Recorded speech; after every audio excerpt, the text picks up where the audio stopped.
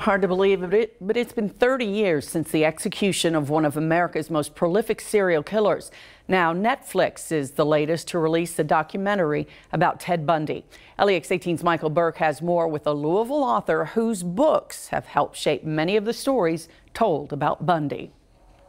30 years after his execution, and Ted Bundy biographer Kevin Sullivan knows exactly how to strike a chord. It's that outward Bundy that is so appealing. Good-looking, clean-cut, intelligent, basically everything you'd never think about a serial killer. Yet the inward Bundy was so incredibly diabolical. It's hard for people to understand that. Sullivan has written 3 books about Bundy. A 4th is coming in March. His very first, or at least portions of it anyway, have been used in various Bundy documentaries. I had a guy from Hollywood contact me that I know, and he said, "Looks like Reels was using your book because of everything that was in there." Things like Bundy's arrests. Remember, he had escaped from one prison, and most seem to think his carnage was confined to Washington. The documentarians are looking now at really where he was pulled out of the shadows, which would be Utah, and then the Colorado investigator. Florida is where he was ultimately executed. On death row is where he finally offered to come clean. It's called Bones for Time. And that didn't happen until he exhausted all of his appeals.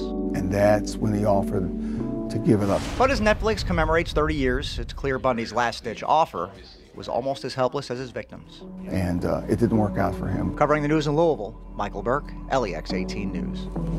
Sullivan added that Bundy was offered a life sentence in exchange for a guilty plea, but Bundy couldn't get the words out.